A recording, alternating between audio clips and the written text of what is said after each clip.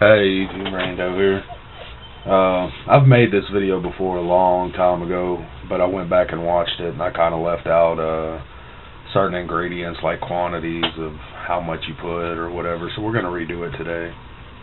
And this makes for good yeast bread, but it also makes good rolls and pizza crust. You can use it for pizza crust. So in here we have 5 cups of flour, 3/4 of a cup of sugar, and a teaspoon of salt, and just mix that up real well. Then we're going to add 2 eggs,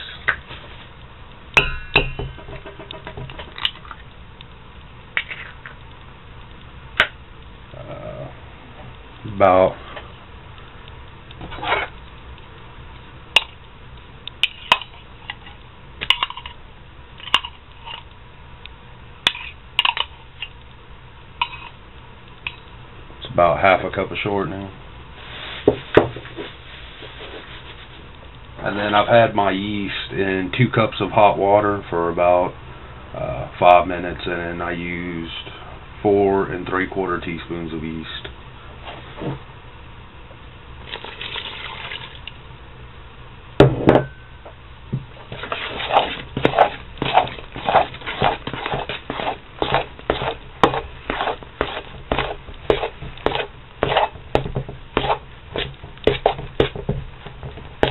So we'll get this mixed up and we'll be right back. Alright, so I just wanted to go over the list one more time in case I forgot something, because I did it in the first video. I forgot how much flour you use or something. It's 5 cups of flour, 3/4 of a cup of sugar, 4 3/4 teaspoons of yeast, 2 eggs, tablespoon of salt, and 2 cups of warm water. And you don't have to activate your yeast if you don't want to. Just mix it all well, and then we're going to cover this with a towel, let it rise. It'll take about 2.5 hours, and we'll come back and show you the next step.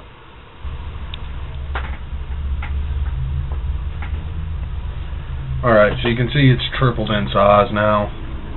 Now we're just going to take a handful of flour, kind of put it over the top of it, get our hand, put the flour on your hand, just punch it down.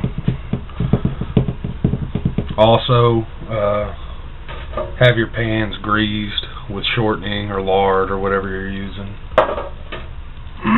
Go ahead and have those ready. Now we're just going to prep the surface. Kind of just spread it out. It takes a lot of flour for this recipe. Probably, I don't know, around 6 cups altogether. Probably use another cup doing this. Because if you don't use a lot of flour, it will stick.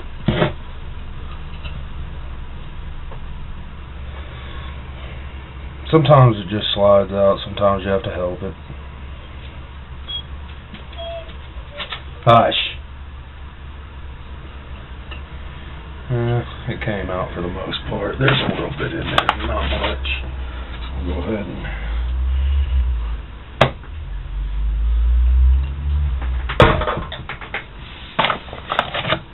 we're going to go ahead and knead it now. Just sprinkle flour all over it. Keep flour on your hands. Keep a little pile of flour next to it. Spread that flour out a little bit. Fold it over on itself like so.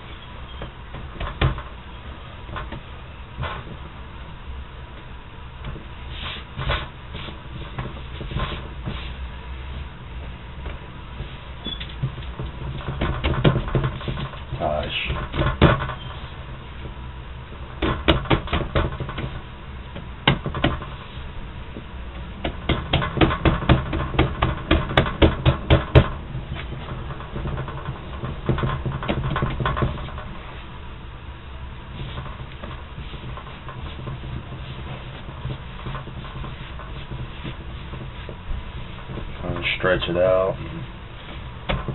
Just keep folding it over. Do that about 5 times.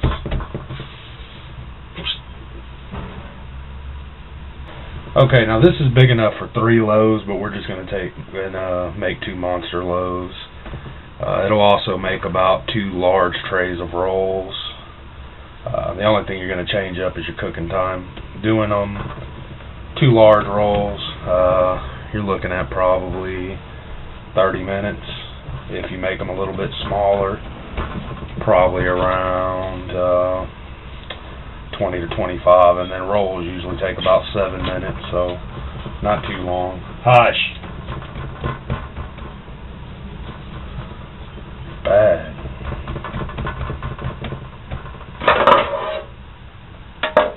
Yeah.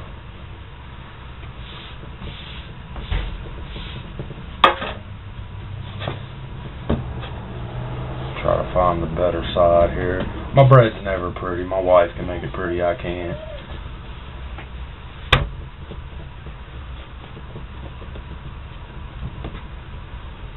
We are going to cut it though, just so it can have a release.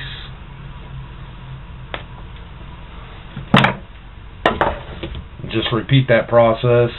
You're going to let these rise while the oven preheats. Just let them rise on the oven, so it's kind of, you know, making them rise a little bit faster. And bake them on 425. Like I said, these will go for about 30 minutes. But if you're making them smaller, just adjust the time. 20 to 25 minutes for smaller. Rolls go really fast, but any of them you're going to cook at 425. Even the pizza crust, by the way, and you would just roll it out and cut your pizza crust out. So again, let them rise. Probably take about as long as it takes for your oven to preheat. If they haven't risen much, just let them rise a little bit more before you chunk them in. So we'll come back whenever they're done and show you the finished product. Okay, so here's our finished product. It took about 30 minutes, like I said. And again, it's not pretty. And you see this, the flour on it. If you don't want that, just use cooking oil instead of shortening. And then just put a nice little wipe of cooking oil over the top of it, and it'll get rid of that white color. Yeah, I don't mind it. It don't bother me. So